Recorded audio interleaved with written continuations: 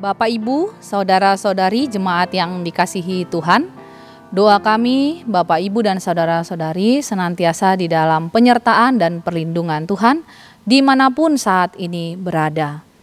Kami mengucapkan selamat bagi Bapak Ibu yang hari ini berulang tahun, baik ulang tahun kelahiran maupun ulang tahun pernikahan.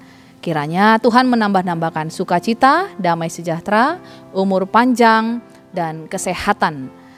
Kami pun berdoa bagi Bapak Ibu saudara-saudari yang saat ini sedang terbaring baik di rumah maupun di rumah sakit oleh karena pemulihan maupun karena sakit.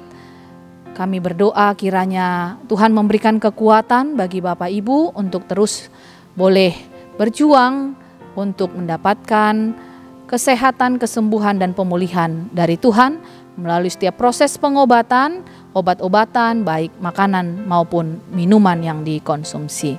Kami pun berdoa bagi Bapak Ibu, saudara-saudari yang saat ini sedang bergumul, sedang menghadapi beban berat. Kiranya Tuhan juga yang memberikan kelegaan, Tuhan memberikan jalan keluar bagi setiap pergumulan dan persoalan kita. Kita akan mendengarkan firman Tuhan yang menjadi tuntunan hidup kita. Kita terlebih dahulu berdoa. Kasih karunia dan damai sejahtera dari Allah Bapa kita dan dari anaknya Tuhan Yesus Kristus kiranya menyertai kamu sekalian. Amin. Bapak Ibu saudara-saudari jemaat yang dikasihi Tuhan Yesus, firman Tuhan bagi kita pada hari ini tertulis dalam kitab Injil Lukas pasal 6 ayat 20. Demikian, lalu Yesus memandang murid-muridnya dan berkata, "Berbahagialah hai kamu yang miskin, karena kamulah yang empunya kerajaan Allah. Dungi dibereng ma aka sisianna, huhut ma didok. Martua mahamu akan apogos, ai dihamudo harajaoni debata." Bapak Ibu saudara-saudari yang diberkati Tuhan, pernahkah kita merasa tidak cukup? Tidak cukup kaya, tidak cukup berhasil, tidak cukup berpengaruh? Dunia di sekitar kita terus berbisik bahwa kebahagiaan sejati hanya milik mereka yang memiliki banyak harta, banyak pengikut, banyak pencapaian, anak-anak yang sukses, keluarga yang berhasil. Namun di tengah riuh rendah pesan dunia, Yesus berdiri dan memproklamirkan sesuatu yang radikal. Berbahagialah hai kamu yang miskin. Pada zaman Yesus, masyarakat Yahudi umumnya hidup miskin dan menderita karena mereka dijajah bangsa Romawi. Mereka menanggung banyak beban pajak yang harus dibayar dan kewajiban yang harus diberikan ke bait Allah. Hanya segelintir golongan saja yang dapat hidup makmur dan berkecukupan.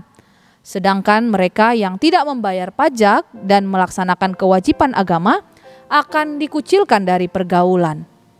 Hidup di dalam kondisi demikian tentu jauh dari kebahagiaan. Tuhan Yesus hendak menyampaikan pesan kepada murid-murid bahwa mereka tetap dapat hidup bahagia di dunia jika hidup bersama dengan Tuhan dan tinggal dalam Dia. Kebahagiaan semacam ini berbeda dengan kebahagiaan dunia yang dunia tawarkan yang bersumber dari kekayaan, jabatan, status sosial, kesuksesan, dan sebagainya. Kita merasa akan berbahagia apabila kita mendapatkan sesuatu. Makin banyak yang kita dapatkan sesuai dengan keinginan kita, maka kita merasa akan semakin bahagia. Yesus mengungkapkan jalan lain menuju kebahagiaan. Bukan dengan mengumpulkan sebanyak mungkin, tetapi dengan mengakui kelemahan dan keterbatasan kita. Orang yang miskin disebut Tuhan berbahagia. Mengapa?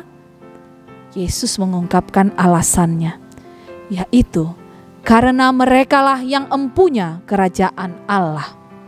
Kata-kata Yesus ini bukanlah ucapan penghiburan kosong. Ini adalah deklarasi tentang bagaimana kerajaan Allah bekerja dengan logika yang terbalik dari sistem dunia. Jalan kebahagiaan sejati adalah ketika kita mengakui kelemahan dan keterbatasan kita, sehingga bergantung sepenuhnya pada kemurahan Allah. Miskin, baik secara rohani atau jasmani, akan membawa kita mengalami kebergantungan total kepada Allah, sumber hidup kita. Kita hidup bukan mengandalkan kemampuan diri sendiri, tetapi mengandalkan kemurahan Tuhan.